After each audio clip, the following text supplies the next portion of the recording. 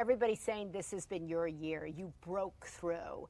Do you feel like you did? Has this been a breakthrough year for you? It's definitely been a gratifying year for me because it's been 13 years of breaking through and getting people to just listen. And so when you tell me that I'm breaking through, it tells me that you're listening and that you care about what I have to say. And I think that's it just feels like the biggest hug. So I was going to ask you, what does that, when you let that land on you, does that feel like I'm where I want to be? I did it. I've arrived? No. I never feel like I've arrived, but I do feel, I feel slightly grounded, but I feel motivated to do more. It's a weird thing where it doesn't go, okay, well, you did it, go home now. It's kind of like, oh, wow, like you matter to people. And you have so much more to grow as a person. And so it's very exciting to think of all of the places and ways I could grow and become. So it's very inspiring. So this week you're going to be given the Rising Star Award at the Billboard Music. So what does that mean? Is that like, ooh, oh my God? Honestly, I'm really excited to have the Rising Star Award or accept it. Billboard, my dreams have just been to like be recognized by Billboard and the magazines and you know, the articles and stuff. And so just to be a part of that circle and to have peers, musicians that I've always looked up to, like Janelle Monáe and really talented people, to just be in the same room is really exciting. My parents are going to be there, and it's definitely a moment of reflecting, which I don't reflect too often. What are you reflecting on? I think it's tough because I feel like your whole life you're trying to figure out your purpose and why you're living and what you're doing and who you are. And so I think that it reminds me that I do have a purpose. And I think I try to inspire my fans and communicate that they do have a purpose. And whether that's in the arts or in education or whatever it is, it's like we all have a reason to be here, and we have the power to do so much while we're on this earth. And so it's like, why not go for it?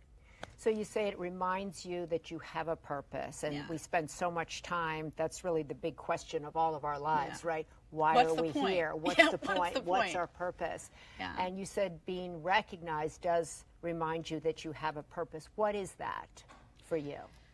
I mean, a lot of it is validation. I think growing up, just being in school, like wanting to be told that you're doing a good job, and I think we all just want to find happiness and to be content and to be loved. I think we all want to be accepted and loved, and that's something that I've struggled with a lot with, you know, my sexuality and being afraid to not be loved or ever find happiness, and so it's definitely a reminder that that I can have what I dream of and what I aspire to I can be whoever I aspire to be. So you said that you want to tell your fans that they have a purpose. Yeah. What do you want them to get out of your music? Because it seems like there's so many messages imbued in your music, and people put so many messages onto your videos and what you're saying, and sometimes maybe that's not even what you're intending. So what are you intending with your videos and your music to say to people? A lot. I'm trying to say a lot. I think a lot of the focus is that life is hard, and that sometimes you don't get the girl or guy that you want, and sometimes we're sad and sometimes we're depressed. But sometimes we're happy, sometimes we feel sexy. And I think it's about validating those feelings and sharing that with other people, that that's okay. I always tell my fans, like, it's okay if you have a bad day. Like, we all have bad days. And like, just do your best. And sometimes your best is 30% of your energy and who you are. So with my videos, people always talk to me about how personal they are. And I always say, well, they are, because they're my stories and they're inspired by my stories. And a lot of times they're sad. Like sometimes you just want to be sad and live in that moment. And it helps you move on to find that light and to be hopeful and to be happy. And so I try to just talk about that. I try to just create a dialogue that, you know, nobody's perfect and we're all going through this together. What difference do you think it would have made to you as a young girl before you started on this 13-year road, right? Mm-hmm. Had somebody else made your video, mm-hmm. what do you think would have been different? I think a lot of things would have been different, honestly. I think if I watched, I get emotional thinking about it. If I watched a video of someone like myself finding love and being accepted for who they are, on just like a normal level, it would have made me feel like there were other people out there like me. I think I grew up, obviously there was like Ellen DeGeneres and lots of amazing celebrities that were out, but they were a lot older than me. And right. So I didn't feel like I could ever be happy. So I was like, great, I'll be happy in 30 years, but I have to survive until then, you know? And so that's the conversation. I want to be like, be happy now, like enjoy who you are now. I look back at my high school, middle school years, and all of those years were just experiences of being scared of who I was. And, you know, it's really cool to meet 11-year-olds and 12-year-olds that are happy with who they are. And, you know, because of watching your videos. Yeah, well, I mean, probably not just me, but just because people are becoming more brave and honest with who they are and accepting and realizing that it's everywhere. It's not just, you know, I'll go to a concert, I'll do a concert in like Minnesota and I'm like, there's gay people everywhere. Like it doesn't matter where you live. And people need that support. I have a friend who said that had he seen your Girls Like Girls mm-hmm. video about boys when he was mm-hmm. 15, it would have changed his entire life. That's sweet. That makes me want to cry. Why? Why does that make you want to cry? Because life, besides sexuality, life is just hard in general. Like being loved by your parents, making friends, getting good grades, getting into college, finding your purpose. So life in general is hard. And so to have that extra judgment put upon yourself because of people's hearts or lack of to support people makes me want to cry. It's very sad because we all, you know, life is hard as is. Right. So it's like, why should we make our lives even harder, you know? So to me, when I watch the Girls Like Girls video, I think to myself, that must have been that was really brave. That is really brave. That took a lot of courage. Did it? Or am I reading into it? It did. I honestly, like the night before we released the video, I thought about just not releasing it because I was just like, what is this going to do just in general? And it was very vulnerable for me, but it was always a story that I wanted to tell, and it was a story that I've dreamt of. All of my videos that you see are things that I wish I had, or things that I wanted to see growing up, and to help normalize these feelings that made me feel like a monster. So yeah, it was really scary I think that's why I'm not in the video. Girls Like Girls is starring 2 amazing actresses, and mm-hmm. I really wanted to focus on the story and not just about me personally, but what that story had to say. You just said something really interesting. You said growing up you felt like a monster. Mm-hmm. Tell me about that. What is that? It's a very dramatic choice of word, but that's how you feel when you are not, you know, straight, if you're different from anyone, and you don't know anyone like yourself. So you feel like you have created this monster that you can't get out of, you know, because you've put it on yourself. Like, and that's why I also tell it's not like a choice. It's like you're stuck with who you are. And it's like, how do you accept yourself and grow? Was there a point where you accepted yourself? That's the end of the sentence. That's the end of the sentence. That's the question. Was there a point? I was like, and no, you're supposed to fill in the rest. Yes, there was a point I accepted myself. I was 20, and it was weird. I like woke up and I like looked in the mirror, and my sister was always telling me to like tell myself that I was gorgeous, and I never believed it, and that I was enough, and I never believed it. And it was just this weird thing where I just woke up one morning and I looked in the mirror and I was like, I'm gorgeous. I'm great. Like, I'm enough. And it was like this moment of like loving myself. And that was a big turning point for just like my self-confidence. You have internally this thing where you tell your fans, say this to yourself. Yeah. I'm capable, I'm strong, nothing great ever comes easy. You have to work hard, you have to fight to show you're exceptional. Is that something you had to say to yourself? Yeah, totally. I think everything that I preach and talk about are things that I've gone through. When I feel low, I remind myself that I'm capable. But it's interesting because I feel like a lot of people don't talk about how you have to work really hard. Yeah. Like, it's not, if you're struggling with depression, you're not going to just wake up one morning and be great. Like, you have to put in the work to take care of yourself and recognize that and communicate that with yourself. And no matter what you do, you have to put in the work. Like, you can't get here. You have to work hard to get there. And for me, my whole life, just with my career and music, like, it's always been the hard way. And I've enjoyed it because I'm capable of anything, because when you have nothing and you have to put it together, you're limitless. Like, you're possible of anything. Did your parents believe in you? Yeah, they believed in me.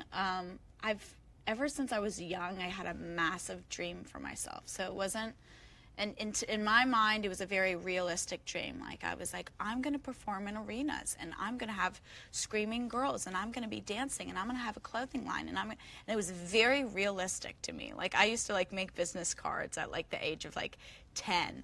And like, I didn't even have a cell phone, like with our home number. And I was like, this is my company, call me. Like, I had this like dream. You had a vision. This vision of just being this like businesswoman. So I didn't know how to get there, but I started with making fake business cards. It's a great way to start. And I read in an interview that you said to your parents when you were in the 6th grade, I'm gay. Mm-hmm. And they said to you, or your mother said to you, it's a phase. Yeah. Is that true? Yeah, I would say that's a very common response, right? Because I mean, you just don't think people know who they are at that, being that young. Right. Like, I knew I liked girls since I was 5, but no one's going to believe a 5-year-old. But they should, because we really, as humans, we have a true sense of who we are. And I feel like a lot of our whole lives is just fighting it and not allowing yourself to give yourself what you want, whether that's dreams or work or love or passions. Like, you're always fighting yourself, and it's like, why? And at what point did your parents say, okay, we believe you? I went through a really bad breakup in high school, and I got fat and shaved my head and locked myself in the garage, and it was a very dramatic time and moment. And then my mom just came in and hugged me, and she didn't ask me what happened, but she just hugged me. And that was like a big moment. But, it just takes time for people to grow and understand you. And obviously my parents are very supportive now because they know how important it is for other people, for me to be myself. So being yourself, you're a recording artist, you have a business mind, you're climbing the charts, you're getting these accolades. Do you feel that you're being accepted for your music, or is it about the message you're putting out there? Are you a social change artist? Do you want people to just listen to the music, or is everything combined good? I'm very visual, so I want people to utilize my art as an escape, as reality, as really anything. And so I love writing music, and then I love directing music videos and creating that world and hand-picking the colors and the color of the carpet and the wallpaper. And to me, it's like this amazing project that I get to do over and over and over again, and I put a little bit of my heart in each one. So where do you get the confidence, though, to come in at such a young age and say, not only am I going to sing this, not only is this going to be my story, but I'm actually going to direct this too? You get that confidence out of necessity when you have no other choice but to do it yourself. I think that's, for me, I couldn't afford the directors I wanted to afford. I couldn't shoot the videos I wanted to shoot. And so the only way for me to create art was to do it myself, and to direct it myself. And so didn't know how to direct, but I figured it out. And I knew what I wanted. So for me, it was mastering communication with other people. It's like, this is what I want. How do I communicate that to other people and put that together? And so that was like the lesson, and I kept doing it over and over again, and now I've done over 8 videos, and every time I'm learning, but it was out of necessity. I think anyone does anything out of necessity. You take the job that you need because you have to do it, and no one else is going to take it. And it's survival, so you learn to challenge yourself through survival. But there's got to be fear the first time. Yeah, absolutely. So how do you push through that? Because so many Yeah. people, particularly women, have trouble with like, I can't do that, or I don't want to do that, or I don't think I'm enough to do that. I'm not smart, or I don't have the credentials.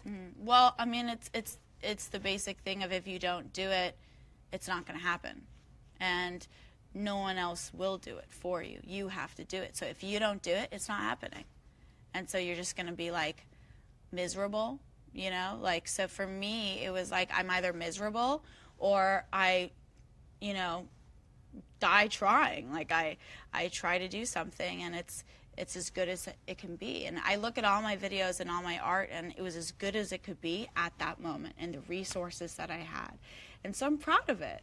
I look at it, I'm like, I'm really proud of what I did, because I did my best. And I think that that's really important. But of course I'm afraid. I'm always afraid to, I want to be the best. I want to do great things. When you hear that you're in these lists of, you know, this year, though, the most kind of, you know, influential women recording artists, and they're Beyonce, Rihanna, Lady Gaga, and you're 4th. I don't know what happened there. Well, when you look at that, or your manager comes and tells you that, like, I start to go like this, and then I like panic. That was bizarre. It's just bizarre. It's hard for me to comprehend, because it's like I'm here and they're here. So that's what you feel. Yeah. Oh yeah. I'm like, how am I even on the same page as these very incredible, strong, smart women? So it's a very overwhelming. I can't really comprehend it. I can't even really talk about it. I don't know how to talk about it, really, because I don't get it. Like, I don't know how that happens. But don't you think what you're doing is different? What you're doing is strong. What you're doing is smart. What you're doing is pushing the boundaries, shifting the paradigm. Thank you. I feel like there's definitely space for me. I've always known that growing up, and I never had someone like me to look up to. So I do feel like being yourself right out the gate is brave, and it's new because it takes time. And so I do think that I hope to inspire other artists and people, and it's very exciting that people just care. Like, I keep going back to that, because like I just, even when I did my first video, the Girls Like Girls video, like I think I had like 9,000 subscribers, and but to me, I was like, no one cares. Like, no one's gonna watch it. Like, I know it's good, but no one's gonna watch. And so to have people like watch and care and be able to talk to you, and it's like, we all just want opportunity. Yeah. You know, we all want an opportunity to be the best that we can be, and to shine, and to be loved. And so I've always just wanted opportunity. And so it's very emotional and exciting to see myself on a list like that, because for me, it represents a lot more than most people would think. Like, they see my name, they're like, who's Hayley? Like, why is she on the list? And it's like, because I'm representing opportunity for people to be able to follow their dreams and to do it, you know? I read somewhere that you said your cause is hope. Yeah. What does that mean? I mean, to me, it means that my purpose in life is to inspire hope. I think we live in a dark time. We will probably always be going through challenges just as a country and on this earth. And so it's important to find the hope where we can find it, and to find the light when we can find it. And so I want to give that to people. And if I can, you know, I always think about those moments when you're in a grocery store and someone like smiles at you or is like, you know, just kind, and they like change your day around, and they give you hope to continue to move forward. And so that's what I want to be. I want to be that smile and that moment, that like second of light, I guess. What would you say to some parents who say, look, you have this tremendous influence, this tremendous impact on young girls in particular, and I don't want my daughters watching your videos because I don't want you to influence them the wrong way, because kids are trying to find their sexuality and maybe you're going to push them the other way? That's a really tough question. I think it's hard because I'm always riding this fine line of like being myself and also being like bold, because I think that I'm being bold with who I am because I'm trying to normalize it. Like, I love girls, so therefore I make out with them. And there's a lot of people that don't get to see that, don't have that content, and don't believe that they can be happy if they feel that way. And so I don't feel like I have a lot of fans actually that come to the concerts that are straight, that love men, and they come to the concerts and they're like, I love your music because I went through this breakup and I connect to this feeling. And for me, my music, that's my whole goal. Like, my music is not for a certain community. It's for everyone. Just like Adele is, and every artist that I grew up listening to. It's like, I maybe can't connect to the specific situation, but I connect to the emotion and the feeling behind it. And so my goal and my hope is that parents watch these videos and go, oh, I remember that love that I had.